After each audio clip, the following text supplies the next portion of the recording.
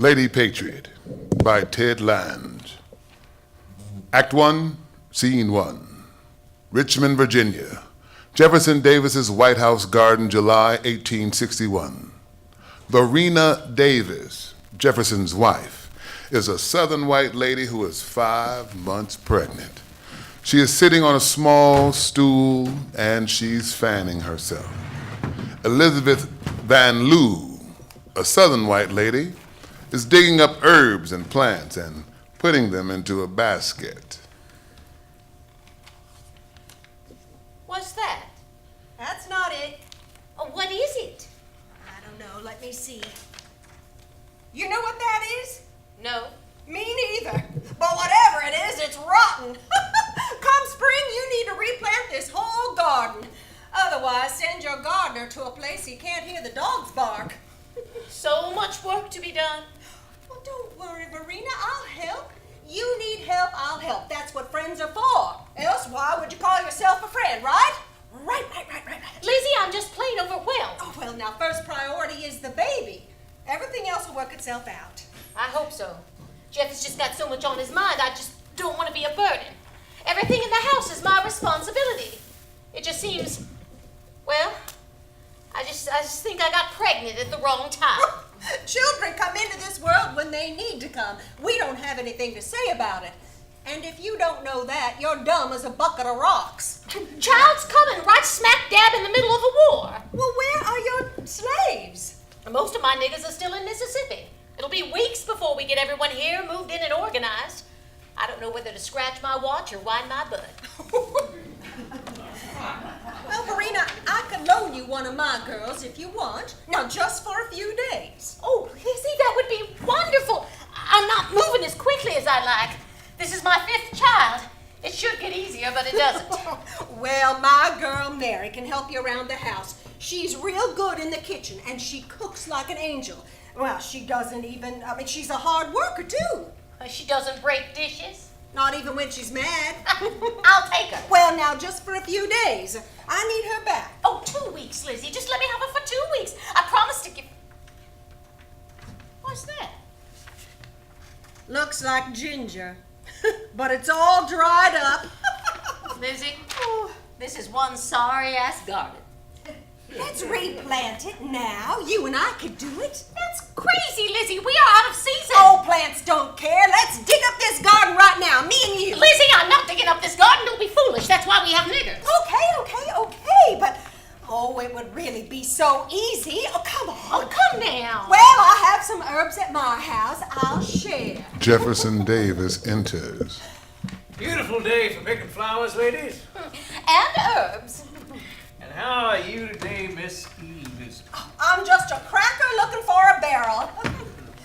How are you today, President Davis? Oh, now, don't you start with me, young lady. No formalities. Well, President Davis, if we're going to build a new nation, we need to have some structure. I'm sure President Lincoln's friends all call him President Lincoln. You deserve no less respect than that Yankee. Well, aren't you the civic-minded one? Very well, Miss Elizabeth, I will accept your appellation and try to live up to all that it engenders. Well, thank you, President Davis. Well, I must be going now. I will be sure to bring those herbs to you, Verena. That's the first thing I must do. Then mix the rest of the day with my don'ts till I wind up somewhere in the middle. Oh, don't forget about your nigger Mary. I'll send old Robert round to pick her up. I'll be looking for his arrival. Good day. Good day. Good day.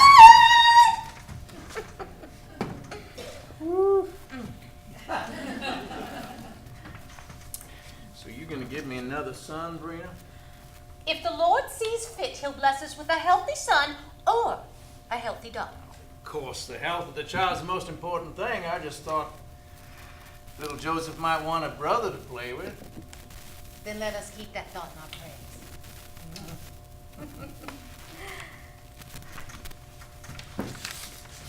I do love your hair in this Virginia sun. Well, you certainly are in a jovial mood. Well, why not? I'm married to the most beautiful woman in the South. And I just got word we won the Battle of Bull Run. Kick some Yankee behind. Our boys were victorious. So, who are we going to name him after? My daddy, of course. Well, that's fair. And if it's a girl? Why, Mr. Davis, she's gonna carry my name. Verena, you delight me. These are dark times and you still manage to make me smile. Just doing my wifely duty, which is why I'm here in our garden. And why was Crazy Bets in our garden? Jefferson Davis, don't you dare call her that. Oh, honey, everybody in Richmond knows that woman is nuttier than a squirrel turd. Well, she did want to replant this garden. But crazy or not, she's been very helpful to me. She's going to loan me one of her niggers till the rest of ours arrive. I think that's a very sweet thing for her to do. Well, you get no argument from me as long as her nigger ain't crazy like she is. Oh, Honey, you all right? oh, dear. Lord have mercy, this isn't going to be an easy birth. Come on, let's get you inside so you can lie down.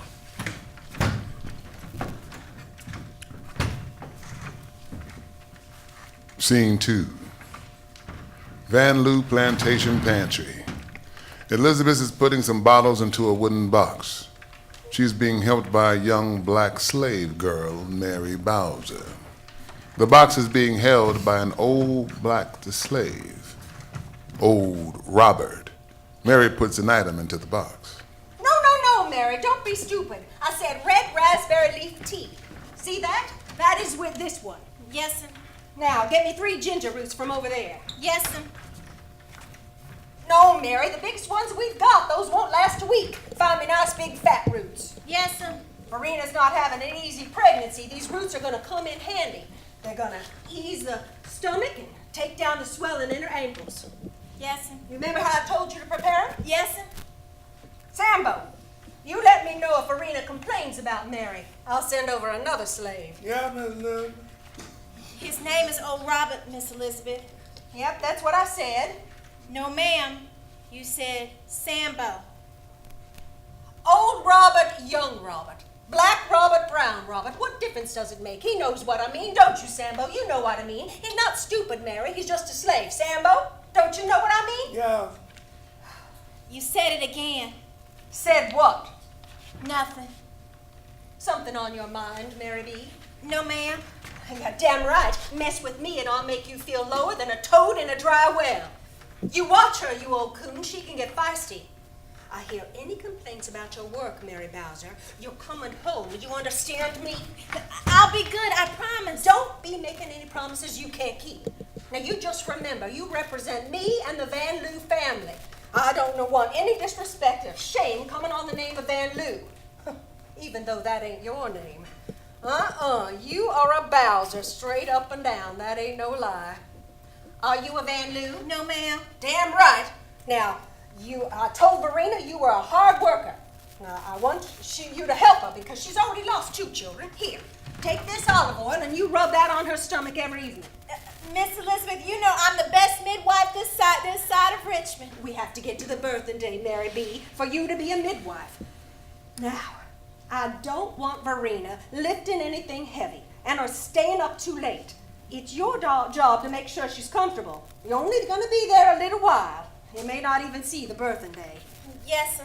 Tar, baby, you heard what I told Mary? Yes. Good. Because I'm going to stop by next week to make sure nobody pissed in the punch. I promise you, Miss Elizabeth, I'll keep Miss Verena comfortable. She ain't gonna want for nothing. I knows my duty and I knows how to do my duty. I done already birthed 14 children in this world, mostly white, ready to bring in more. Not worried about you birthing any baby, Mary Bowser. Now, here, the witch hazel's in this bottle. It's just that Verena is a fragile woman. And her husband's going to be off at that war, and if I know him, he ain't going to have any time for his wife. You're going to have to look after her.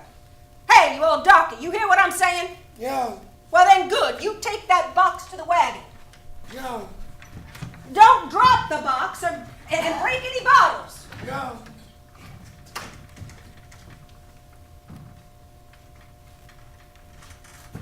Good luck, Mary. Blackout. Scene 3. Davis White House stateroom. Jefferson and Verena are sitting at a table. Jefferson is writing a letter and drinking whiskey. Verena plays solitaire as she sips a glass of absinthe. How's the absinthe? You know I love the Green Fairy. How's that Kentucky brew? Oh, it's good. Good. Come here, honey. I want to touch your belly. Why? I want to find out if this child's going to be special.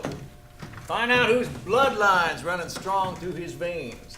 Howell or Davis.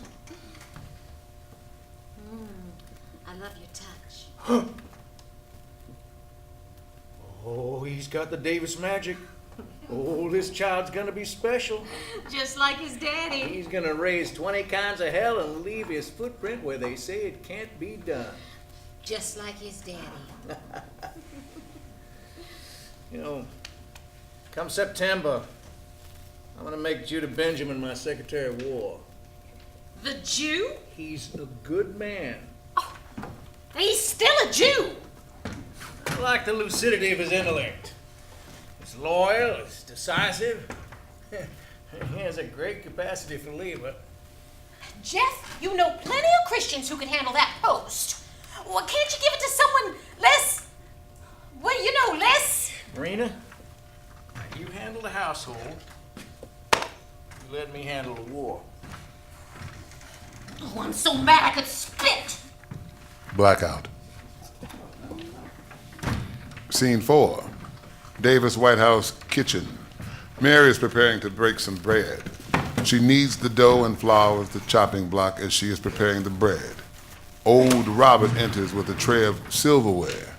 He starts cleaning the silverware. I noticed they running you ragged in the meetings. You need help? That's fly from my sack. No, little Mary don't need no help. Don't be afraid to ask. I'm a girl, but I'm young and I'm handy. I can see that. I ain't blind, just old. Just thought I'd ask, that's all. I'm of the mind that we should help one another whenever we can. Who that man with all them papers that keep visiting Master Jeff? That's Mr. Judah. What'd he do? He the Confederate Attorney General. What's that? Someone to smoke cigars with. The other cabinet members calls him the Shylock of the Confederacy. What's the Shylock? They don't know if I know, but I don't think it's good. Why you say that? Just the way they say it. The Shylock. So how's y'all skills at brewing coffee?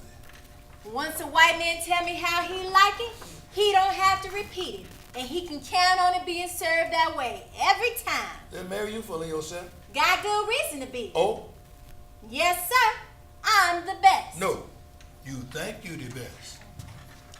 I can hold 3 plates with one arm and pour honey wine from a gallon pitcher with the other.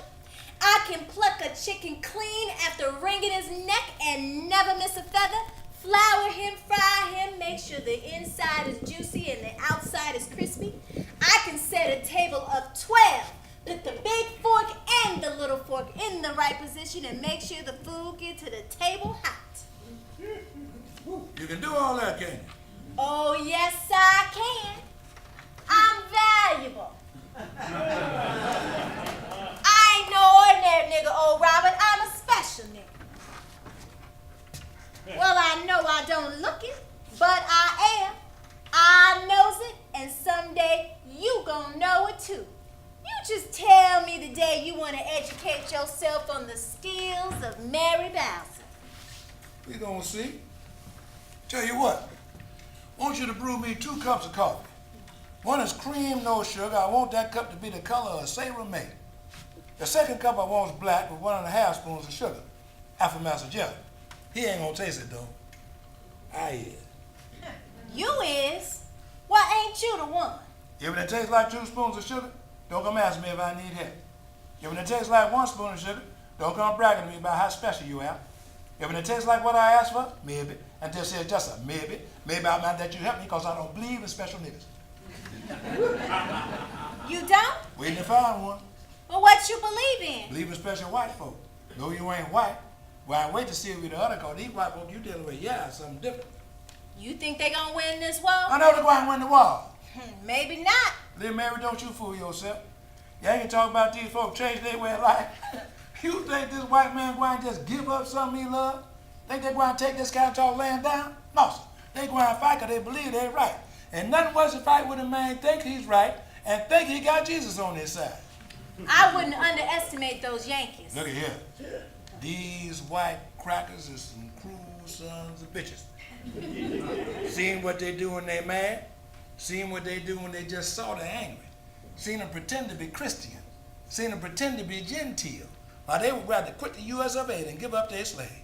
I don't think they're gonna win this war. Federal government too powerful. They already went in the war. And Lord help the child they find out ain't for them. Little Mary, heed my words. I can see what you want to happen. Keep them thoughts to yourself. This here war ain't going to free one nigga, and ain't going to bring them white folk back into the fold. You just make sure you protect yourself so you can survive whichever way this here wind blows, don't you know?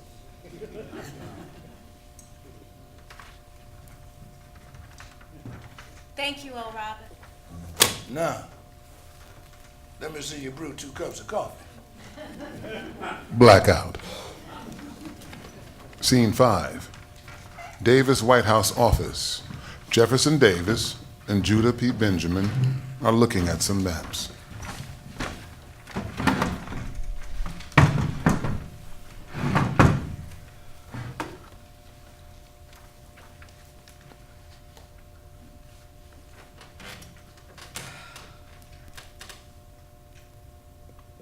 How's Natalie? She's good.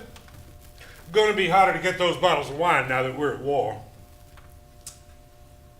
Damn if those French don't make a fine bottle of wine. She's been in Paris for how long now? 14 years. 14 years? Judah, how can you stand to be away from your wife for that long a time? Well, I see her every summer. She understands my work is here. We're soulmates. I don't think on it much.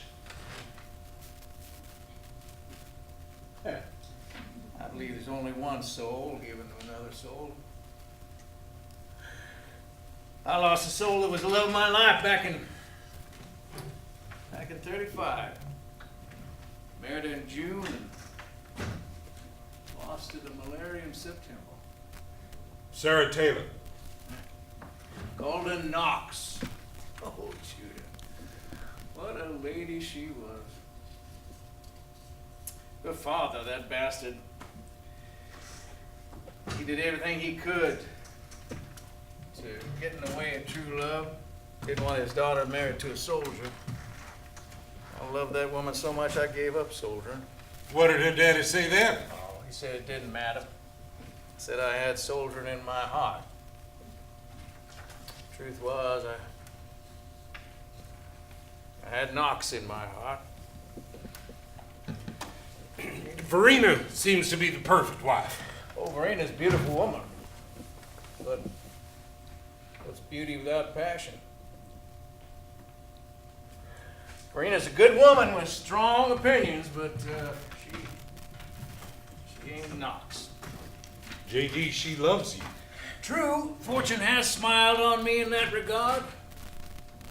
But what is marriage without the sweet tide of thoughts taking charge of your actions? You know, sometimes at the oddest moments, Knox will come to my mind and I'll think, what would she think of all this? How would we face this adventure together? It is a dilemma. But Knox is gone. Natalie and I never shared work in the same way that you and Knox did. I like to keep my private life out of that arena. Well, not to be dwelt on. Which reminds me, next time you see Verena, I want you to charm her. Charm her. Me. JD, I hardly see her. And when I do, she's very aloof. I can count the time on my left hand that she and I have even had a conversation. Judah, we are building a new country here. Politics seeps into the domestic as well as the political obstacles. The ancient memories of my lovesick youth must be laid aside, and we must face the problems at hand. So, I want you to be nice to her. JD, whatever I can do. You are a gentleman, sir. Blackout. Scene 6. Davis' White House stateroom. Mary helps Elizabeth with her coat.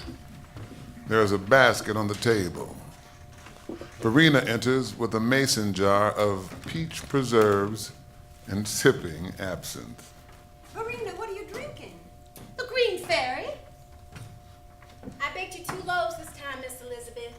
Thank you. The Green Fairy absinthe is not good for the baby. You should try bitters. It will settle your stomach. I like the taste. Well, I like the taste of Kentucky bourbon, but I know better than to drink it when I'm pregnant. Now, you send an old Sambo around to my house, and I'll give you my bottle of bitters. Aren't you the sweet one? We want you to have a healthy baby. My nigger Sarah May made these peach preserves. Add this to your basket. Just my way of thanking you for the use of your nigger. Lizzie, she has been indispensable. No, I knew you'd like her. Well, she keeps my bedroom clean and orderly. She's done wonders for my feet. She knows so much about keeping my stomach at ease. When I need for her to play with my little Maggie, she knows just how to keep her occupied. And without my even asking, she keeps Jeff's office immaculate, dusting and washing the floors. Well, I just couldn't be more satisfied. Mary makes me very proud. Thank you, Miss Elizabeth. Lizzie, I know we agreed that I'd only keep her for a couple of weeks, but could I impose upon your generosity for just a little while longer? Well, I'll tell you what, Verena. Why don't you keep Mary till the baby comes? If you don't mind. Well, right now I need Mary less and less. Mother and I have been visiting Libby Prison. We've been administering aid to the prisoners of war, caring for the sick. Yeah, I know they are Union soldiers, but it's only the Christian thing to do. I don't think I could tend to a Yankee. I just hate seeing those boys treated so badly. I mean, they are our enemies, but we Southerners are still civilized. You know, we got the grandson of Paul Revere in our prison. Guess he chose the wrong side. I would just ask you one favor, Verena, that Mary continues to bake this delicious bread for me. You can do that, can't you, Mary? Yes, ma'am. I think you will find those 2 loaves really delicious. It's my weakness. God help me, but every Monday morning I feel I have a right to give in to my weakness. My weakness isn't bread, but every Monday morning I find myself giving in to my own weakness. That is why my belly is in this condition today. Oh. Well, until I find myself the right man, I'm going to have to settle on my breakfast toast. I look forward to a good, hearty meal. Well, I must be going. You send that old coon around my place for the bitters. Lizzie, you've got a true Christian heart. May God bless you. Old Sambo, speak of the devil and up pops you. You come by my house now and get a bottle of bitters for your mistress. Yeah. I'm early. Yes, you are. Just like a Jew. Jeff will be back shortly. Oh, Robert, I want you to go with Lizzie. Yeah.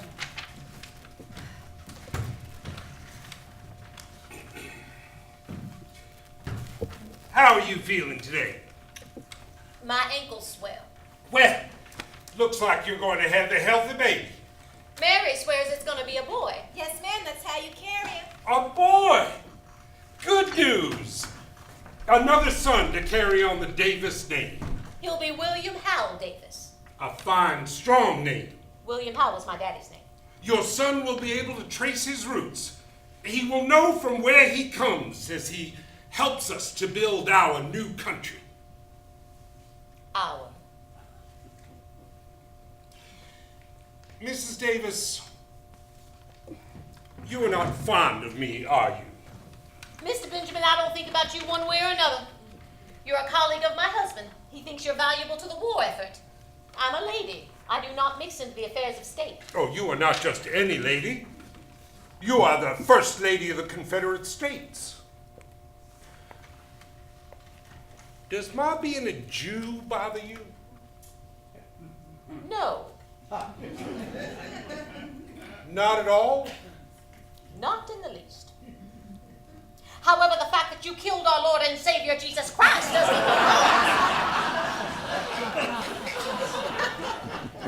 Mrs. Davis, I am 50 years old. He died long before I was born. I mean your people. I was born in the West Indies at St. Croix. You are a Jew. You know what I mean. You're twisting my words. No, Mrs. Davis, I am not twisting your words. But I understand how you feel. There are many Southern Christians that feel as you do. Usually those that feel animosity toward me and my heritage know very little of my faith. Did not the Jews kill Jesus Christ? Actually, the Romans did. Herod, to be exact. Are you mad at the Catholics that are descendants from those Romans? Ain't too happy with the Catholics either. But it was the Jews who betrayed Jesus. Well, not all Jews. Most of them. Mrs. Davis, do you think Jesus was mad at most Jews as he hung upon the cross? I don't know. He asked his Father to forgive them. Mrs. Davis, America was founded on religious tolerance. I hope to have the same tolerance in the Confederacy. Can you forgive me as Jesus forgave my brethren? Well, I guess so. Equality for everyone. Let us be free to worship our faith. Jesus was a Jew. You love Jesus, don't you? Of course I do. I'm not asking you to think on me as Jesus. Although I do at times sometimes feel unjustly crucified. But he did have 12 disciples, all of them Jews. Mary returns Think with of more me time as one of the 12. and kneels at Verina's feet and rubs olive oil on her ankles. Mr. Benjamin, you certainly have a way with words. Mrs. Davis, I'm a lawyer. And today I am my own client. I'm trying to make a compelling argument for your friendship. I think your husband is a great man. We stand on the precipice of a great new experiment. If we win, we change the world. And the experiment is working? I look at your husband as the modern day George Washington. This is our American Revolution. I think my husband is destined for greatness. Oh, we have been very fortunate. But this is very early on. We have taken the necessary steps to freeing ourselves from a government that didn't have our best interests at heart. The southern states have united. We have the finest man working for our success. But we have not won the war. Not yet. I believe you and Jeff can do it. Oh, the Battle of Bull Run was a hard-fought victory. Now the world is watching us. We've been recognized by the Pope. France, Spain, and the other European countries are starting to acknowledge our right for sovereignty. I am here to ask the President to send an envoy to England so that the Brits might join us in this war and fight with us. You think they will? It could be very profitable for them. They import a lot of Southern goods. We will make it very appealing for them. It will be an investment in their future business dealings with us. My. Mr. Benjamin, I like the way your mind works. Remind me never to play chess with you. Please, Mrs. Davis, call me Judah. I love this new country we're building. I love the South. I admire, respect, and marvel at the great qualities your husband possesses. Please, Judah, call me Verena. We are at the dawn of a new age. Anything I can do to ensure our place at the table where other nations dine, I will do. Judah, I am so glad we had this talk. You've set my mind at ease and reassured my heart. I can see why my husband values your counsel. Oh, there you are, Judah. Come. Let us plot the demise of some more Yankee soldiers. First Lady Verena Davis, I must leave. But I look forward to our next conversation. Judah, hopefully you'll bring me news of a British ally. Oh, Verena, may it come to pass that someday you dine with Queen Victoria.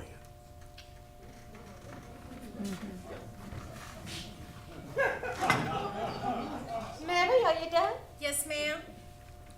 I wonder if Queen Victoria likes peach preserves. I'm hungry. Think I'll have Sarah May make me a sandwich with some of that famous tasty bread of yours. Blackout. Scene 7. Davis White House office. Jefferson is sitting at his desk as Judah enters. You bring in notes for the meeting? Yes, JD.